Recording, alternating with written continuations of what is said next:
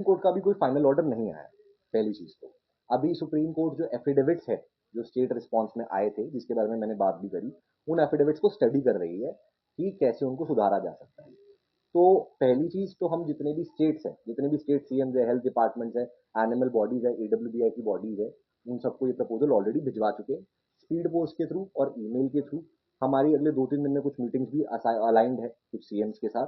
उसके अलावा हमारे जो प्राइम मिनिस्टर है, जो हमारे हेल्थ डिपार्टमेंट है और जो सेंट्रल एडब्ल्यूबीआई है, हम उनको भी अप्रोच कर रहे हैं विद द सेम प्रपोजल।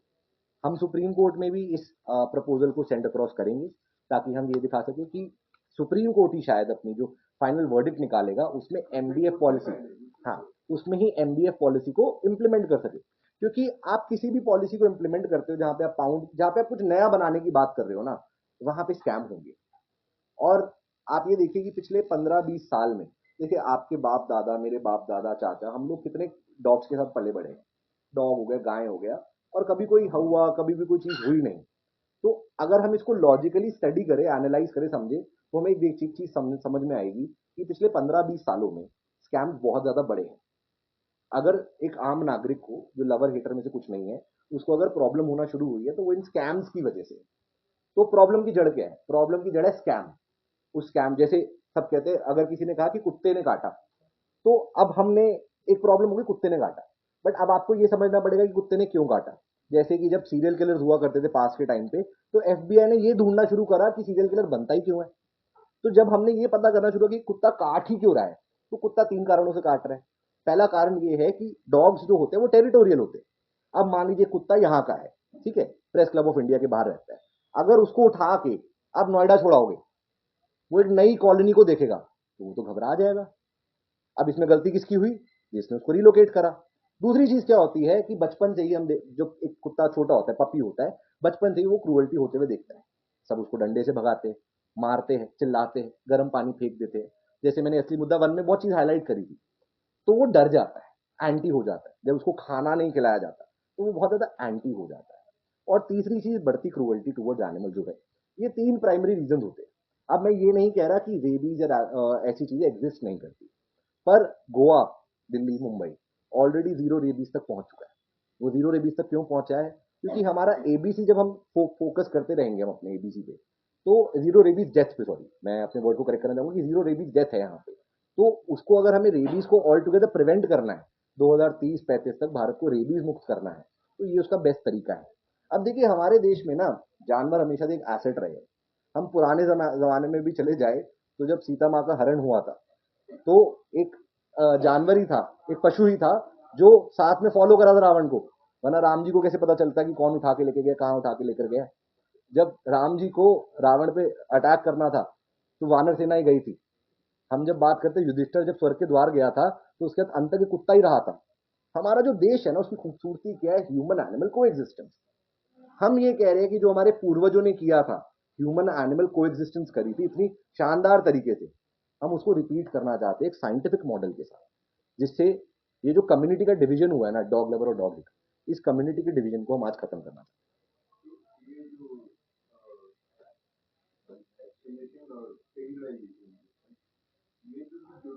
जी बिल्कुल, एबीसी पॉलिसी, एमबीएफ जो है वो प्रमोशन ही कर रहा है कि ABC is the only solution for population growth reduction और reduction of any kind of aggression if it may exist. MBF policy clearly ये कहता है कि डॉग्स को आप पाउंड में या शेल्टर में ना भरे, सिर्फ और सिर्फ स्टरलाइज करके, वैक्सीनेट करके उनकी जगह पे रखें। रीलोकेट ना किया जाए उनको, और उनको कन्फाइन ना किया जाए, क्योंकि किसी भी जानवर को आप कन्फाइन नहीं कर सकते, आप उसकी राइट नहीं छीन सकते, क्योंकि इंसान स्कैम कर रहा है। तो ये प्राइमरीली हम फोकस करते हैं कि जो ये स्कैम्स हो रहे हैं, सबसे बड़ी चीज ये है जो कि शायद इससे पहले नोटिस की गई या नहीं की गई, उस पर कोई पॉलिसी इंप्लीमेंट नहीं हुई, वो ये है कि स्कैम्स हो रहे हैं। अब जब भी स्कैम्स होते हैं तो आपको एक फ्रेमवर्क बनाना पड़ता है, एक बॉडी बनानी पड़ती है, एक तरीका बनाना पड़ता है कि स्कैम्स को खत्म करा जाए, स्कैम्स को फिगर आउट करा जाए।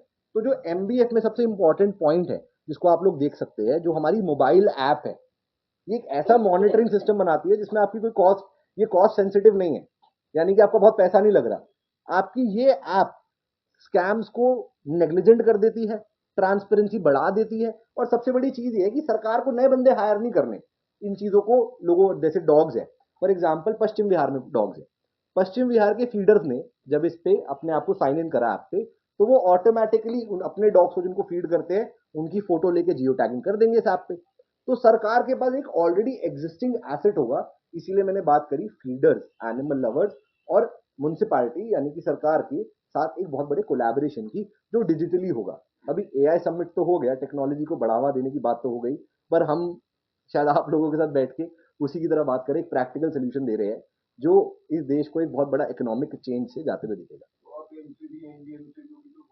जी, हमने ये, देखिए हम अभी रीच आउट कर रहे हैं डिसीजन मेकिंग बॉडीज को, हम एग्जीक्यूशनरी बॉडीज पे रीच आउट नहीं कर रहे, हम डिसीजन मेकिंग स्ट्रेटेजाइजिंग बॉडीज पे पहुंच रहे हैं।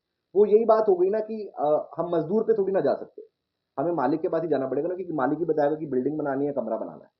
तो इसीलिए हम जितनी भी डिसीजन मेकिंग बॉडीज है, जैसे एमसीडी मेयर जो है उनको भी हमने रीच आउट किया है इस चीज के लिए, ईमेल हमने सबको भेजा है, स्पीड पोस्टिंग हमने हर जगह पे करी है। अब आप लोगों के माध्यम से हम वो प्रेशर ही क्रिएट करना चाहते हैं कि सरकार हमारी आवाज सुने। आप फोर्थ पिलर ऑफ डेमोक्रेसी है, तो हम चाहते हैं कि सरकार हमारी आवाज सुने कि ये एक पॉलिसी है जिसको इम्प्लीमेंट करना इतना जरूरी है, इसके इतने फायदे हैं और ये फायदे हमें दुनिया तक लेकर आना है। सरकार जो है, जो आप मांग कर रहे हैं, इसमें कुछ पॉजिटिव आपके लिए आया? अभी बहुत स्टेट से हमें पॉजिटिव रिस्पांस आया, जहाँ पे मीटिंग सेट हुई है हमारी, कुछ कुछ मीटिंग हमारी सेट हुई, जिसमें हम एमबी, जैसे आपके पास जो एमबीएफ का ड्राफ्ट है जो आप सभी को मिला है, वो एक इसकी ब्रीफिंग है, हर पॉइंट की ब्रीफिंग है। जो ड्राफ्ट आप लोग मेरी स्क्रीन पे देख सकते हो, ये एक डिटेल्ड ड्राफ्ट है, जिसमें हमने फाइनेंशियल्स भी मेंशन करे कि किस चीज़ से कितना फायदा होगा, और ये ही वो डिटेल्ड ड्राफ्ट है जो हम गवर्नमेंट्स को, स्टेट गवर्नमेंट्स को, एमसीडी बॉडीज को, म्यूनसिपालिटी बॉडीज को दिखा रहे हैं। तो इसी ड्राफ्ट की कॉपी मैंने आपके प्रपोजल में ही एक क्यूआर डाला है, जिससे आप लोग ये डिटेल्ड जो बॉडी है उसको भी आप लोग एक्सप्लोर कर सकते हैं। कहीं ना कहीं बेनिफिट है, आपको नहीं लगता कि फिर ये दोबारा कई करप्शन करेंगे, फिर आने वाले समय के अंदर में कई लोगों को इसको फिर खामियाजा भुगतना पड़ेगा? देखिए, पहली चीज, जब मैंने सुप्रीम कोर्ट की सारी हेयरिंग सुनी, कुछ हेयरिंग्स में मैं ऑन ग्राउंड भी था, तो मुझे एक चीज जो बार बार देखने को मिल रही थी कि सुप्रीम कोर्ट भी बार बार एक ही सवाल कर रहा था कि सोल्यूशन क्या है। एबीसी फेल हुआ, हमें पता है, एबीसी की इंप्लीमेंटेशन फेल हुई है, हमें पता है, हमें पता है कि स्कैम हुए हैं, तो सोल्यूशन क्या है? वो सोल्यूशन एमडीएफ है अभी करेंटली, जो चीजें चेंज करता है। दूसरी चीज कि आप जब भी कोई चीज बनाते हैं, जैसे हमारा जब कॉन्स्टिट्यूशन ऑफ इंडिया भी बना था, जब हमारे लॉज बने थे, तो जो हमारे लॉ मेकर्स थे उस टाइम पे, उन्होंने हमें उस लॉ को क्रिटिसाइज करने की, अमेंड करने की पावर दी थी। ऐसे ही एमबीएफ में अमेंडमेंट और क्रिटिसिज्म की पावर है। तीसरी चीज, सबसे अच्छा तरीका या सबसे स्ट्रॉन्ग तरीका किसी भी चीज में स्कैम या किसी भी टाइप का नेगेटिव इंटेंट खत्म करने का होता है, उसको डिजिटलाइज कर दो, यानी कि उसके रिकॉर्ड अवेलेबल टू ऑल कर दो। जैसे करंटली एबीसी सेंटर है, आप एबीसी सेंटर में नहीं जा सकते। मान लीजिए आप एक एनिमल लवर है जो देखना चाहते हैं कि एबीसी सेंटर में क्या चल रहा है, तो कानूनी तौर पे आप जाके देख नहीं सकते उसको, तो अंदर कुछ भी होता रहे, आपके पास तो कोई ट्रैक रिकॉर्ड नहीं है।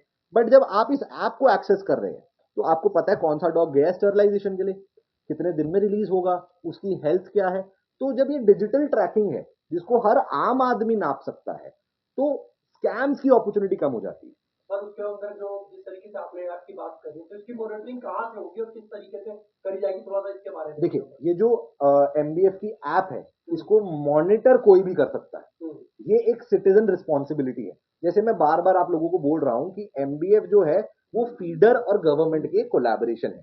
तो एमबीएफ पे कोई भी फीडर अपना अकाउंट बना सकता है, जिससे वो अपने यहाँ के जितने भी डॉग्स हैं उनको वो उस पर जियो टैग की फोटो लेके उनकी डालेगा, जिससे डेटाबेस हमारा क्रिएट होगा।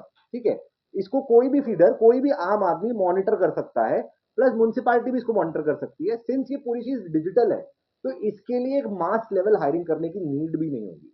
तो जो सिटीजन है वो खुद ही अपनी राइट्स के प्रोटेक्टर बन जाते हैं इसके। अभी दिल्ली के अंदर में जिस तरीके से अभी मैंने कई केस ऐसे देखे, मेरे पास आया है कि एक्सीडेंट हो जाते हैं, बच्चे जो है वो सड़क के ऊपर ऐसे ही पड़े रहते हैं, लेकिन उसको देखने में कोई नहीं आता, और एम्बुलेंस के पास में फोन करने के बावजूद भी एम्बुलेंस नहीं पहुंचती है। ऐसी सुविधाओं को लेकर के सरकार से आपकी क्या मांग है? देखिए, वही तो सबसे बड़ी मांग है, वही सबसे बड़ी मांग है कि आपने कई कई जगहों पे पाउंड्स के लिए जमीन एलोकेट कर दी। हम क्या कह रहे हैं, पाउंड्स को हॉस्पिटल बनाओ।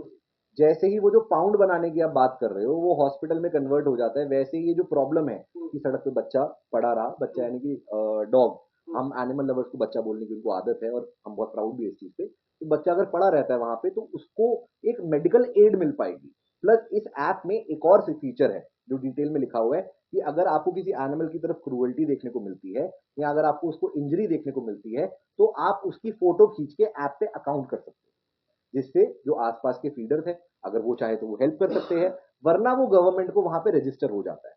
तो इसमें एक अगेन और इसमें पासिस का सिस्टम भी है कि जो फीडर्स रेगुलरली गवर्नमेंट के साथ कनेक्शन में रह रहे हैं, जो फीडर्स गवर्नमेंट के इन हॉस्पिटल के कनेक्शन में रह रहे हैं, ऐप्स को सस्टेन कर रहे हैं, उनको पॉइंट्स मिलेंगे, इस चीज की बोनस सिस्टम मिलेगा। प्लस ऑल्सो ये जो ऐप है ये एक सब्सक्रिप्शन मॉडल पे वर्क करेगी, जो कि मात्र 50 से 150 रुपए का सब्सक्रिप्शन होगा, जिससे किसी फीडर को कोई प्रॉब्लम होगी नहीं, क्योंकि 50 से 150 रुपए जिसमें उनके यहाँ के जितने भी बच्चे हैं उनको वो मॉनिटर कर सकते हैं, उनकी हेल्थ को देख सकते हैं, उनके लिए प्रॉब्लम नहीं होगी। बट जब 10 लाख एनिमल लवर 50 से 100 रुपए देंगे तो भारत सरकार को बहुत मुनाफा होगा और इन हॉस्पिटल को चलाने में बहुत मदद होगी। सर हॉस्पिटल तो दिल्ली के अंदर में बहुत सारे ऐसे हॉस्पिटल हैं, अभी मेरी कई बात चल रही थी गवर्नमेंट हॉस्पिटल।